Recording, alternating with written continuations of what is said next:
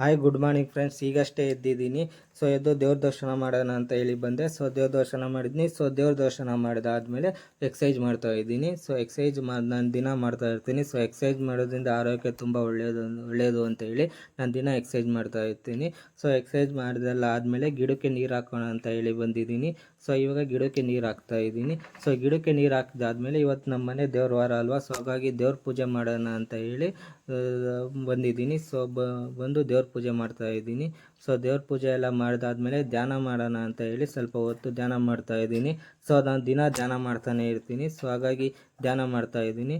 So ಧ್ಯಾನ ಮಾಡಿದಾದ್ಮೇಲೆ ನಾನು ಚುರುಮುರಿಗೆ ಎಲ್ಲ ರೆಡಿ ಮಾಡ್ಕೊಳ್ಳೋಣ ಅಂತೇಳಿ ಎಲ್ಲ ತರಕಾರಿ ಎಲ್ಲ ತಂದು ಎಲ್ಲ ಹೆಚ್ಕೊತಾ ಇದ್ದೀನಿ. ಈರುಳ್ಳಿ ಟೊಮೊಟೊ ಎಲ್ಲ ಹೆಚ್ಕೊಂಡು ರೆಡಿ ಮಾಡಿಕೊಂಡು ಅದನ್ನು ಹಳ್ಳಿ ಮಕ್ಕಳಿಗೆ ಹೋಗಿ ಅವ್ರು ಹೇಗಿದೆ ಟೇಸ್ಟ್ ಹೇಗಿದೆ ಅಂತೆಲ್ಲ ನೋಡಿ ಹೇಳಬೇಕು, ಹೇಗೆ ಇದು ಮಾಡಬೇಕು ಅಂತ ಹೇಳಿ ಬಂದಿದ್ದೀನಿ. ಸೊ ಅದೇ ಥರ ಎಲ್ರಿಗೂ ಚಿರುಮುರಿ ಮಾಡಿಕೊಟ್ಟೆ. ಆ ಚಿರುಮುರಿ ಎಲ್ಲ ಮಾಡಿಕೊಟ್ಟು ಟೇಸ್ಟ್ ಎಲ್ಲ ತುಂಬ ಚೆನ್ನಾಗಿದೆ ಅಂತ ಎಲ್ಲ ಕೇಳಿದ್ದೆಲ್ಲ ಖುಷಿ ಆಯಿತು. ಸೊ ಅದೇ ಥರ ಇದಾಗಿತ್ತು ಇವತ್ತಿನ ನನ್ನ ದಿನಚರಿ. ಸೊ ಮುಂದಿನ ವಿಡಿಯೋದಲ್ಲಿ ಸಿಗೋಣ. ಸೊ ಇದೇ ಥರ ಲೈಕ್ ಮಾಡಿ, ಶೇರ್ ಮಾಡಿ,